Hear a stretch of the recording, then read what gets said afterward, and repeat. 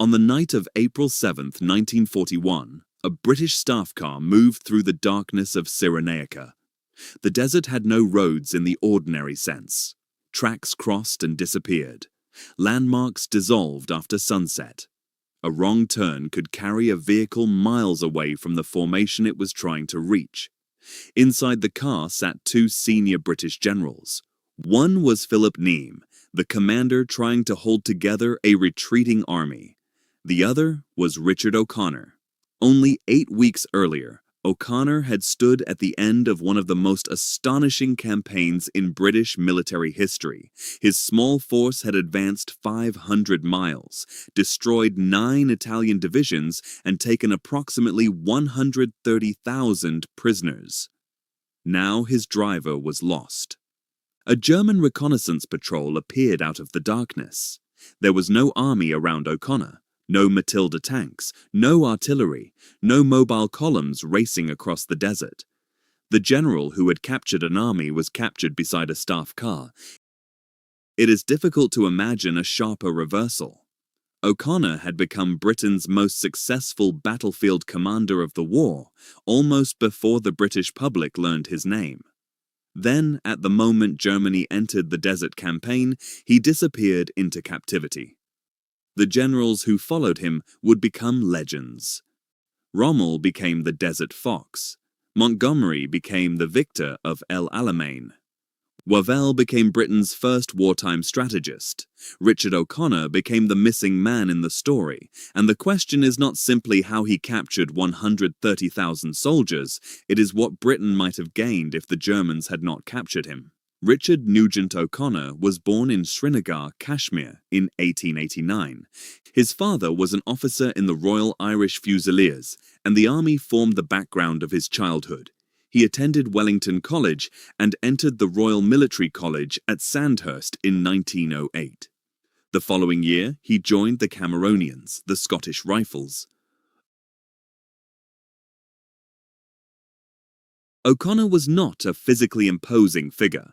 He was short, energetic, and direct. He possessed the kind of confidence that came not from performance, but from movement. He liked decisions. He liked initiative. Officers who served with him often encountered a commander who was cheerful, physically brave, and comfortable near the front. He did not build authority through distance. He wanted to see ground, meet subordinate commanders, and understand the condition of the troops carrying out his orders. That habit could expose him to danger, but it also allowed him to recognize opportunities that were invisible on a headquarters map. And he had little patience for headquarters that attempted to control every detail after the battle had already changed. His early training in signals mattered. Before radio became normal at every level of command, communication determined whether formations could cooperate or simply disappear from one another. O'Connor learned that speed without information became confusion, but information without decision became paralysis. During the First World War, he served in France and Belgium as a signals officer, staff officer, and battalion commander. Later, his division moved to the Italian front. The war gave him experience at several levels. He saw communications fail under fire. He watched headquarters struggle to understand events only a few miles away. He learned how quickly an attack could lose direction once officers waited for perfect information. In 1918, while commanding the 2nd Battalion of the Honourable Artillery Company, O'Connor helped seize the island of Grave di Papadopoli on the River Piave. The operation required coordination, surprise, and movement across difficult ground. He received a bar to his Distinguished Service Order and an Italian Award for Valor. By the end of the war, he had been mentioned in dispatches repeatedly and had earned the Military Cross and the Distinguished Service Order. But decorations were not the most important result. O'Connor had developed a command instinct built around tempo. An enemy under pressure should not be given time to understand what was happening. A retreating force should be pursued before it restored order. and a commander should exploit success even when the original plan had already ended. Between the wars, O'Connor served in appointments that encouraged practical experimentation. He worked with an experimental brigade studying how infantry, artillery, tanks, and aircraft might cooperate. He instructed officers at Sandhurst and the Staff College. He commanded on the northwest frontier of India, where movement, supply, and local initiative were essential. The frontier reinforced lessons that would later shape Operation Compass. Terrain could separate units more effectively than enemy fire. A small force moving rapidly could appear stronger than it was, and a commander who understood distance could use space as a weapon. In 1938, O'Connor was sent to Palestine as commander of the 7th Division and military governor of Jerusalem during the Arab Revolt. This was not conventional warfare. It involved patrols, intelligence, civil authorities, police, sabotage, ambushes, and political pressure. O'Connor worked in the same theater as Bernard Montgomery, who commanded another division. The two men would later become connected through a strange chain of wartime opportunities.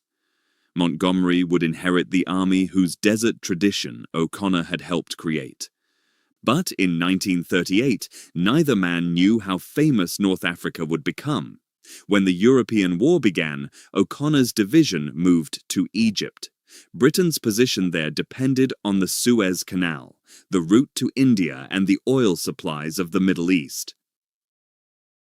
Across the frontier in Libya stood the Italian 10th Army. The numbers appeared hopeless. Italy had hundreds of thousands of troops in North Africa. Britain had a small, scattered force covering enormous distances. O'Connor commanded the Western Desert Force, built around the 4th Indian Division, the 7th Armoured Division, and supporting units. His task was initially defensive: protect Egypt, delay the Italians, preserve the army. But O'Connor did not confuse defense with inactivity.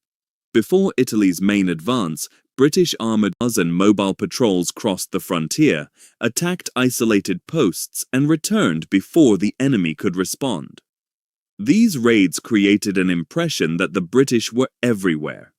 They also allowed O'Connor's officers to study the ground. The desert looked empty, but it was full of hidden limits. Fuel determined movement, water determined endurance, tracks determined supply. Mechanical reliability determined whether a tank was a weapon or an abandoned object. O'Connor understood that the Italian advantage existed only while the Italian army remained organized. Its numbers were real. Its ability to use those numbers was much weaker. When Marshal Rodolfo Graziani advanced into Egypt in September 1940, the British withdrew. To a politician studying a map, retreat could look like failure. To O'Connor, it was preparation. The Italians moved approximately 60 miles to Sidi Barrani and stopped. They built a series of fortified camps spread across the desert. Each camp contained troops, weapons, and defensive works. But the camps were separated by wide gaps. They could not easily support one another. Their supply lines stretched back toward Libya. The Italian army had moved far enough to become vulnerable, then stopped before gaining anything decisive. O'Connor saw not a wall, but an archipelago, separate islands of strength surrounded by open desert. The original British plan was a 5-day raid. O'Connor and his staff prepared it as a limited operation because the available supply system could not guarantee a long pursuit. Water, fuel, and ammunition had to move through desert where tracks were uncertain and mechanical failure was constant. The force would strike, damage the Italian camps, and return. Even success had been placed inside a timetable. That detail reveals the uncertainty surrounding the operation. Britain was not yet planning to conquer Libya. It was attempting to strike the Italians, destroy forward positions, and return before its small force became trapped. Operation Compass began during the night of December 8, 1940. Secrecy was essential. Troops moved through the desert beyond the Italian line of observation. Vehicles concealed their tracks where possible. Commanders studied routes through the gaps rather than attacking the obvious eastern faces of the camps. The first major target was Nibewa. British and Indian troops approached from the west, the direction the defenders least expected. Heavy Matilda tanks moved with the assault. The Matilda was slow, mechanically demanding, and unsuitable for the later fast-moving battles against Germany.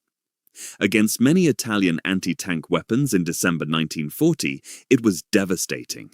Shells struck the heavy armor and failed to stop it. The British tanks entered the camp while infantry followed through the broken positions. Nibewa collapsed. The speed mattered more than the size of the victory. Before the Italians understood the direction of attack, another position was threatened.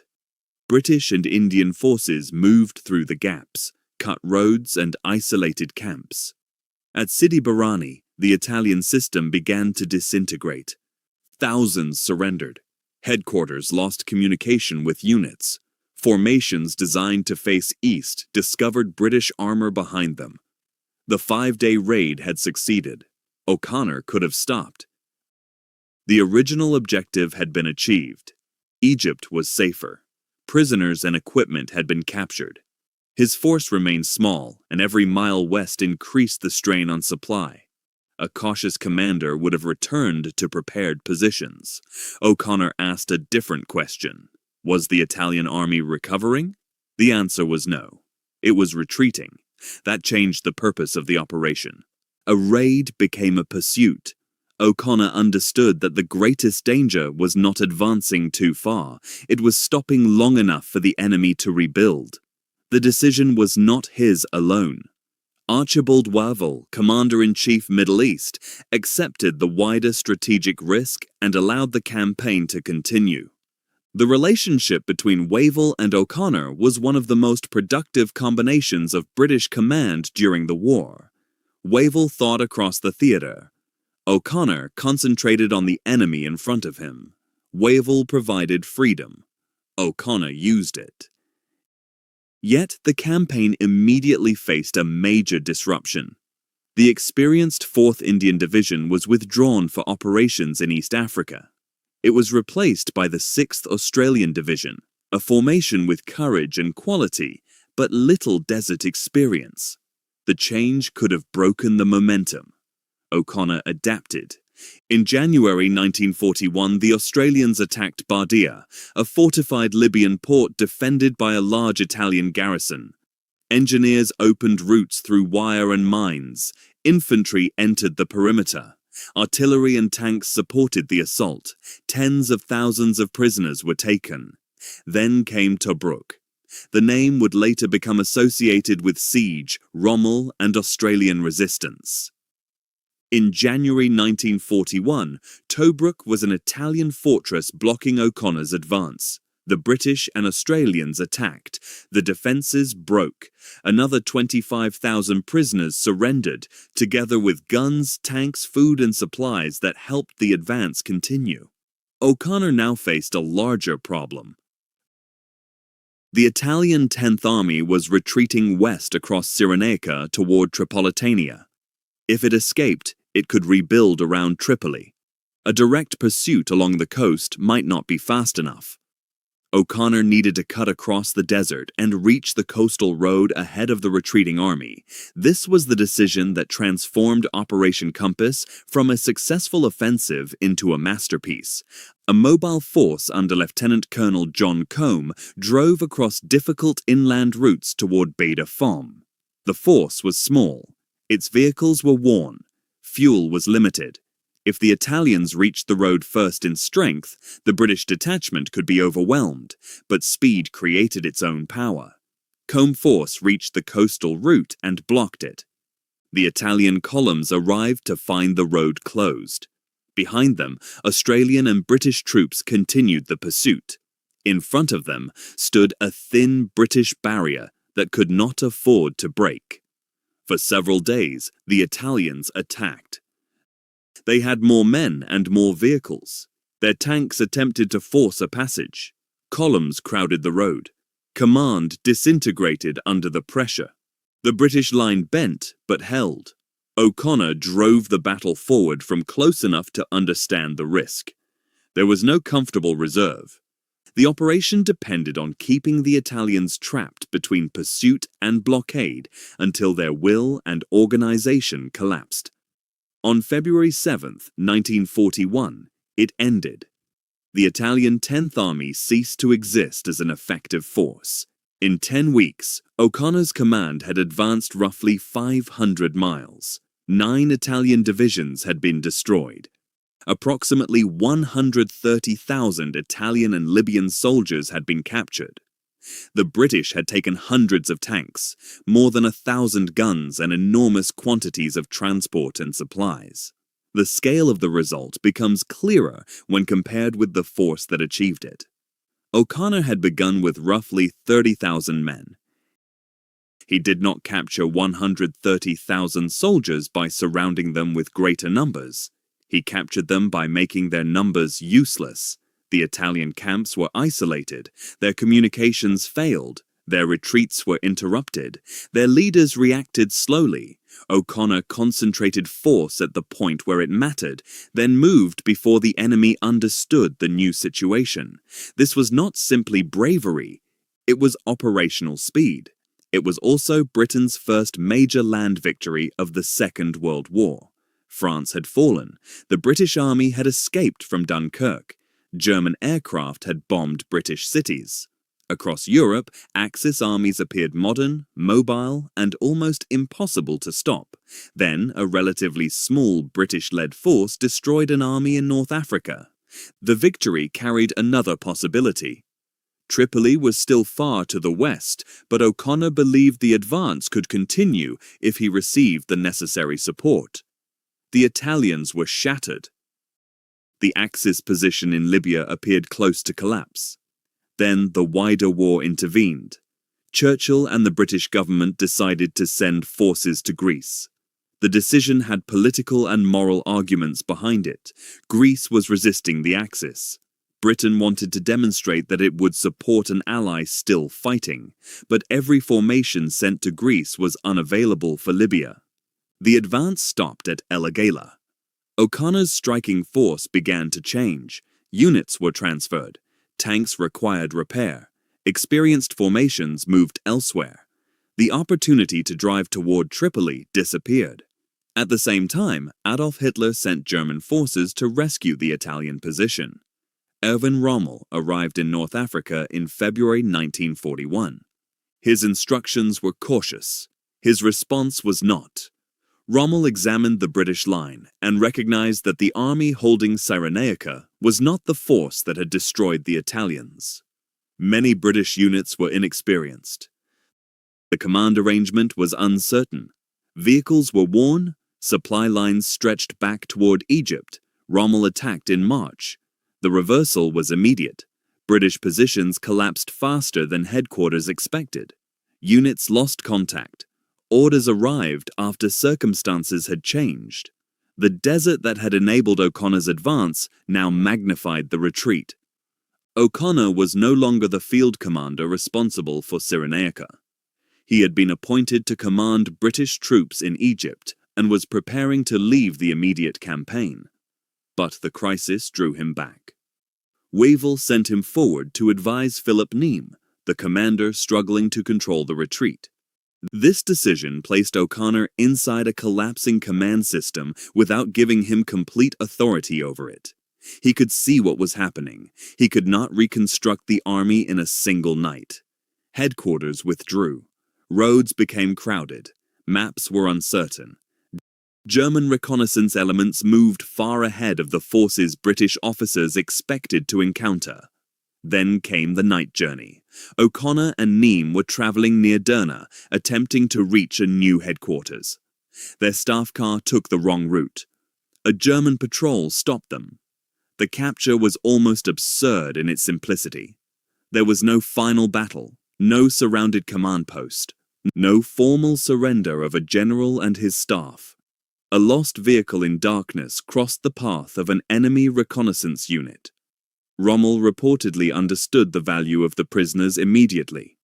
Britain had lost more than 2 senior officers. It had lost the commander who best understood how to turn movement in the desert into strategic collapse. O'Connor's victory had helped bring the Germans to North Africa. Now the Germans had removed O'Connor from the war. He spent the next 2.5 years as a prisoner, mainly at Castello di Vincigliata near Florence. The castle held senior Allied officers, including Adrian Carton de Wyatt and Owen Tudor Boyd.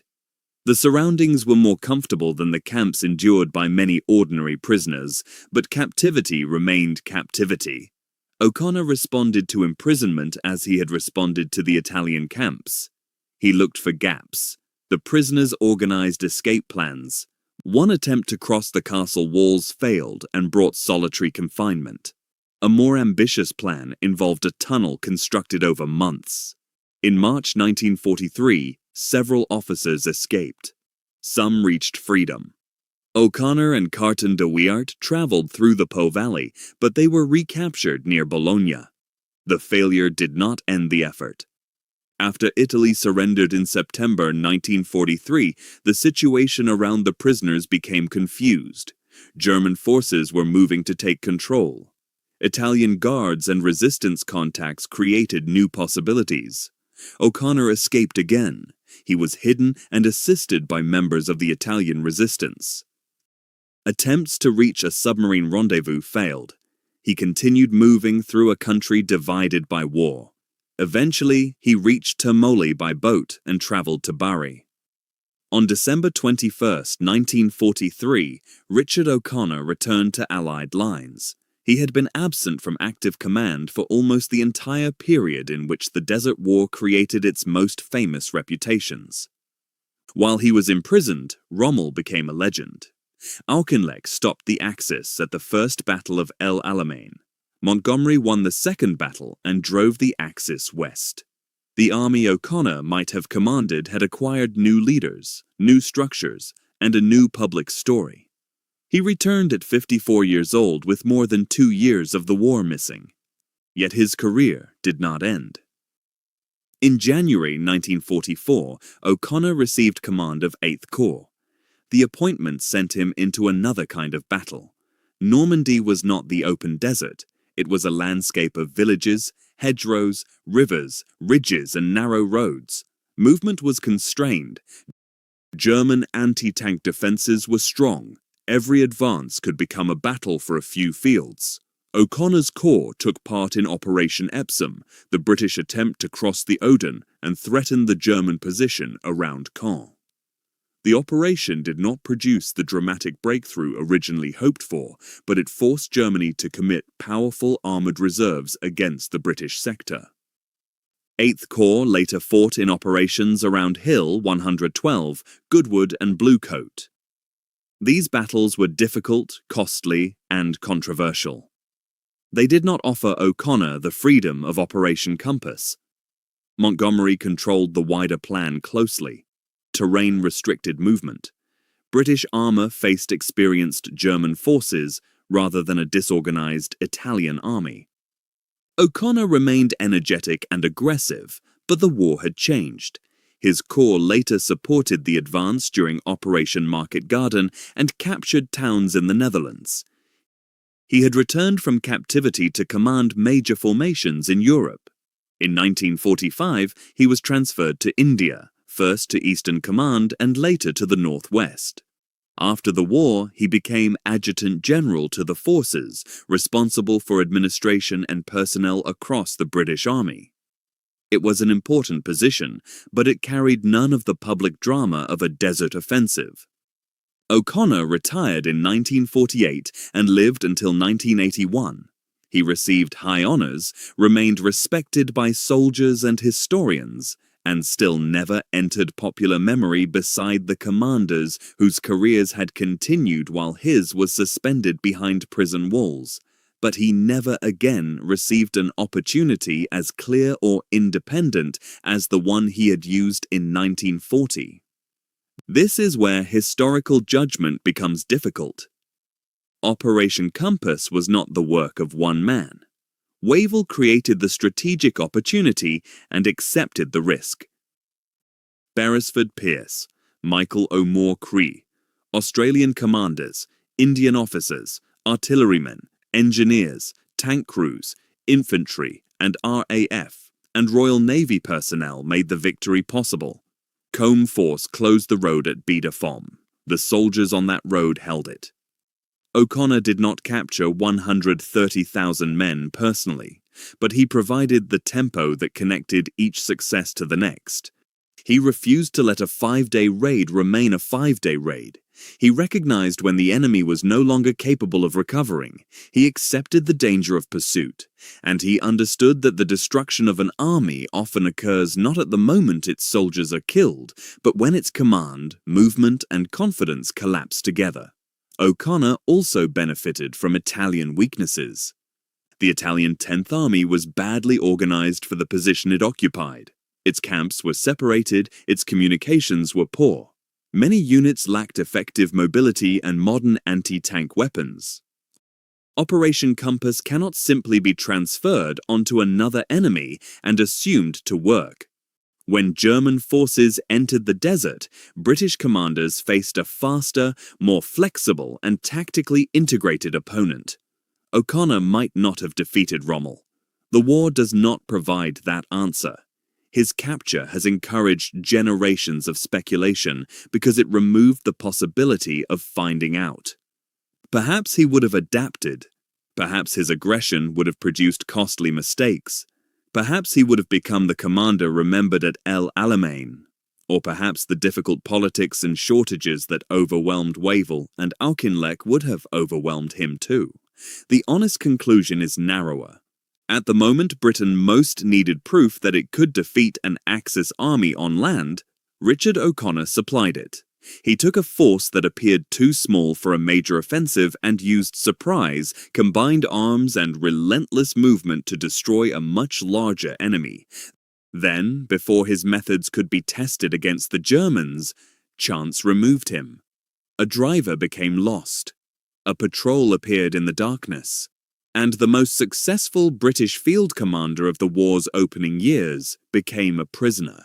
Popular history remembers battles with clear final scenes. Montgomery had El Alamein, Rommel had the Africa Corps, and the mythology of the Desert Fox.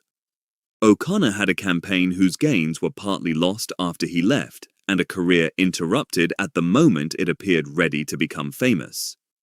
His greatest victory also belonged to a phase of the war many people reduced to a prelude, but Operation Compass was not a rehearsal. It destroyed an army, it changed Axis strategy, it forced Germany to intervene, and it revealed a commander with one of the rarest military instincts, knowing when success should be pushed beyond the plan. Richard O'Connor captured 130,000 soldiers because he refused to give a defeated enemy time. The Germans captured Richard O'Connor because, for one night, the desert gave him nowhere to move. That contrast explains why his story feels almost invented. The commander of one of Britain's fastest victories was removed by one wrong road. He escaped captivity, returned to war, and commanded again. But history had already moved past the moment that might have made him a legend. Britain remembered the prisoners. It remembered the tanks. It remembered the 500-mile advance. It rarely remembered the general moving them forward. What surprised you most about Richard O'Connor's story, and do you think he might have become Britain's most famous desert commander if he had never been captured? Subscribe for more true stories of the forgotten British commanders who won impossible victories and lost their place in history.